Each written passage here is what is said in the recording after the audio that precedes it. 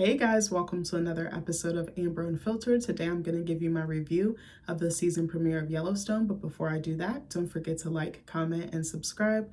Also, if you want to cash at me at Amber Unfiltered Show, that'd be greatly appreciated. So, the way that we started watching this show was actually my husband's mom. Shout out to her because she's awesome. She's such a nice, sweet lady, and she's so giving, and she always puts her family first. Sidebar, it is really nice having really good in-laws and really nice in-laws because it just makes things so much easier. But you basically have a second set appearance and it's fucking awesome. Both of them are amazing, his dad too. But anyway, my mother-in-law was the one who recommended we watch this show, and then ever since then we've just been fucking hooked. We would watch it with her too. They have like a little home theater in their house, so we would kind of go in there and just watch it, and it was just so fun. She'd like cook us dinner, and then we kind of all go down there and just watch it. And it was like a nice way to bond. I remember when we first started dating, she actually put us on to Manifest, which was such a great show. Like, oh my gosh, it was basically like these passengers went on a flight and then they ended up being missing for 5 years, and everyone thought that they were dead and then they came back. But it was weird because they were all like the same age and everything when they did come back, and then them trying to integrate in all their loved ones' lives after thinking, that they were goners. And then one of the main characters, oh my God, was her name Michaela? I can't remember. Now I kind of want to rewatch that show. Maybe I should rewatch it and review it. But she kind of has like these powers where like she can help people, and like her intuition is super strong and gives her visions and stuff, and she's able to help or prevent bad things from happening. But anyway, my mother-in-law, she finds these really cool shows, and I'm like, all right, I'll give anything a fair shot. My problem is I'll watch the first episode and judge it off of that, and my husband's like, no, you have to give it like 3 or 4 episodes because you need to let them take the time to build the story, build the characters, and build the world. And I'm like, yeah, he's right. I'm so fucking impatient. It's one of my toxic traits. But anyway, so this is part of season 5, which is the final season. They premiered like the first 8 or 9 episodes. I think it was last year or the year before last. I can't exactly remember. It's been a little minute. And then they're doing the back half of the final season, which I'm like, damn, this is kind of bittersweet. But I was like, those actors deserve to work on other projects.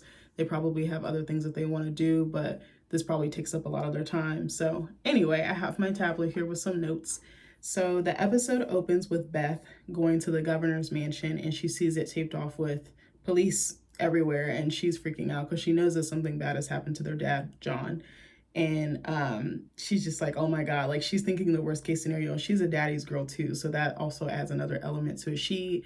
She has gone through so much and she's lost so much, but she's also gained so much. But her losing her dad, that's like cutting her arm off. Like she can't do it. So she knows in her gut he's dead, even though she doesn't have concrete proof. So she's trying to get in there, and the police are like, no, you can't go in there. And she's like, I'm his effing kid. Like I deserve everything. Like I should be able to just go in there because he's my family. And so someone gives her eyes, I guess that worked for him or was in the building and saw the body and was like, yeah, he's gone. So then Casey joins her, also Cyborg. I think Casey is so fun. I don't know what it is about country white men. I'm just like, hey. Sorry, something is wrong with me. But anyway, so Casey joins her and they get confirmation that he is in fact dead.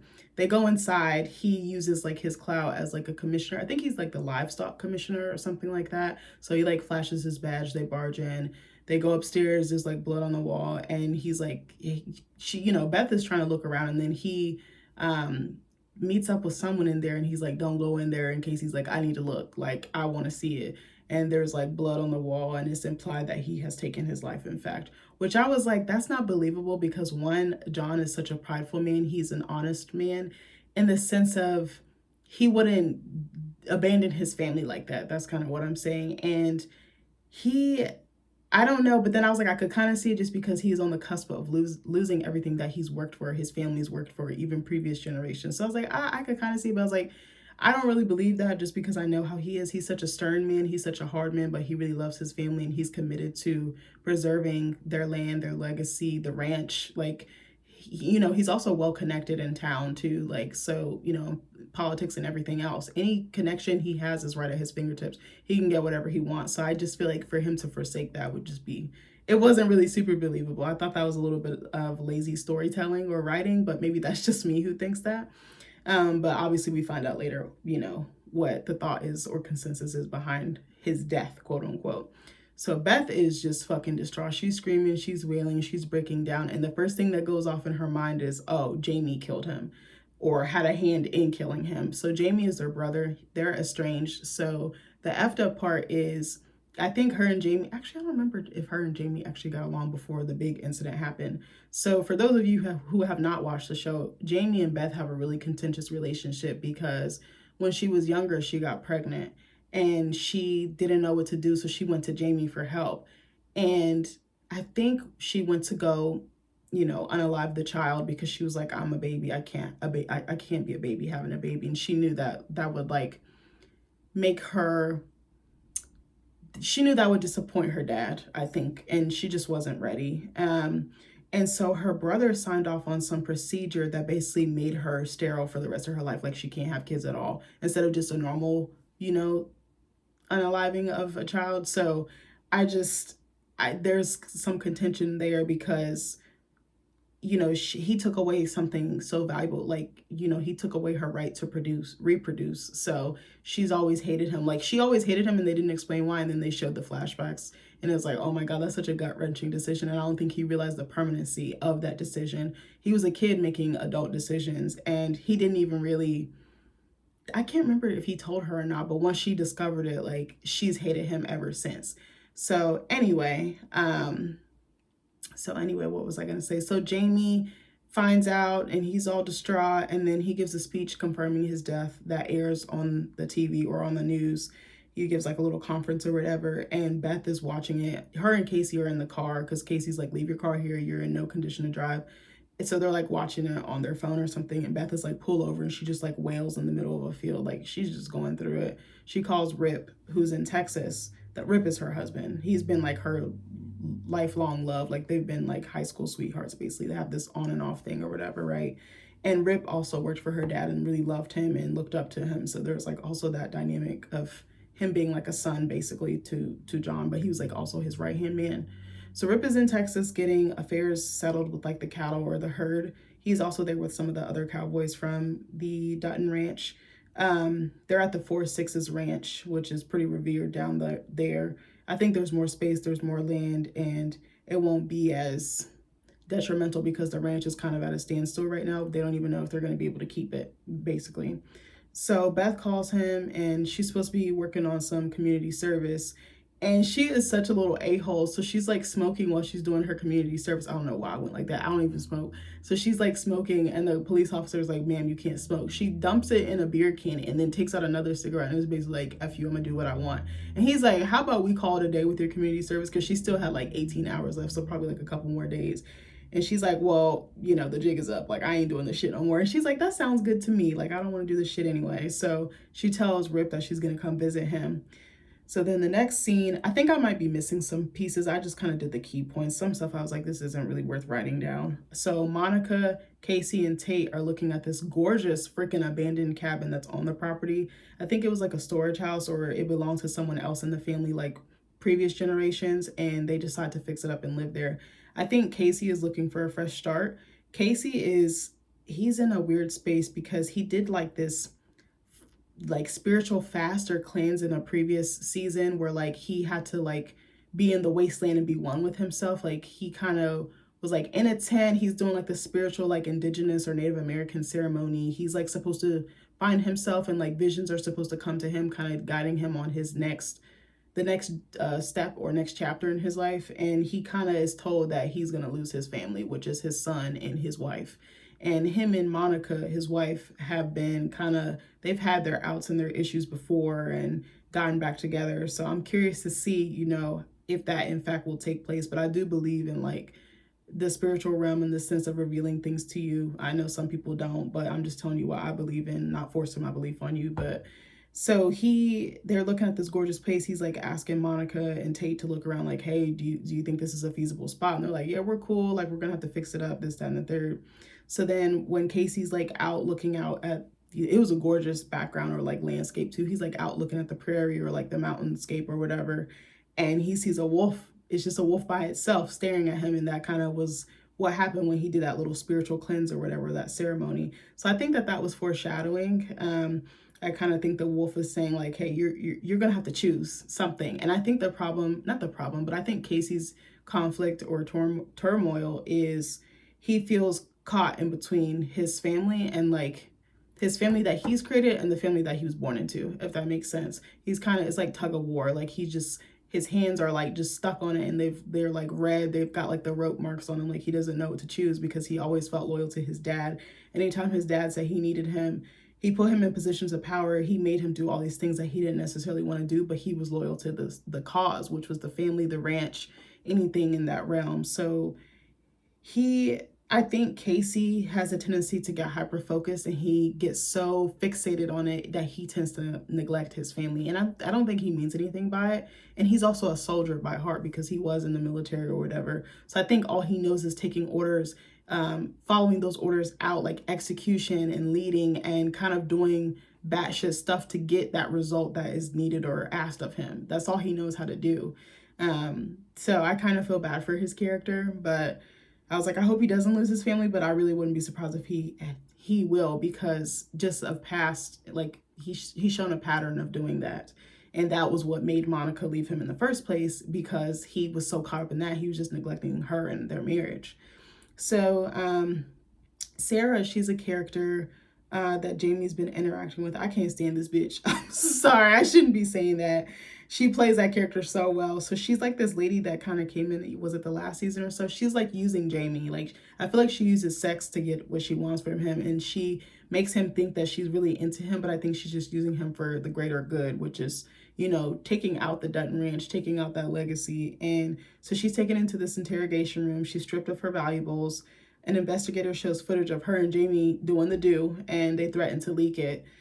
So she's like, hey, I need you to kill John Dutton, because it's kind of going back and forth. It's going in present and past, which is kind of a little bit confusing. But Nick made a good point. He was like, if they're in Montana, it's the present. He was like, if they're in Texas, then he was like, that's the past. So I know that they're blending these two stories for a reason. My mother-in-law actually texted us and was like, hey, they kind of flash back and they don't really give you any indicator. And I was like, okay. And then when it happened during the show, I was like, oh, okay, this makes sense. I hate when shows do that without a swift or a smooth transition or segue. I kind of think that Yellowstone kind of did a little bit of a bad job doing that. But once I picked up on it, I was like, okay, cool. Probably if she hadn't gave that warning, I wouldn't have, you know, put it together immediately. But I guess that's what they kind of wanted. I think the storytelling is very different, and the direction, like the directing itself, is going in a different direction. But I know he's trying to establish himself, or establish the story in a different way and tell the story in a different way. So that's definitely the creator's call, the director's call, the writers, anybody involved in that. So when Sarah's in the room, she's like, what about faking a heart attack on John Dutton? He's an elderly gentleman. We can kind of use that to our advantage. He's like, yeah, but there's like an agent. If we put it in his body, it's trackable, it's traceable. So he's like, hey, the investigator's like, hey, we're going to do suicide. And, you know, it's the least risky option. You can't really track it. You know, we can make it look legit. And she's like, that might not work because he has no prior history of mental health issues. And I think also he's just like, John Dutton has a very strong ego and sense of self. So I think that just him taking his life is just, it's not in his nature. It wouldn't be in his style. I think if he were to go, I think he would do it a different way. Like have a heart attack on horseback or something crazy like that. I don't freaking know.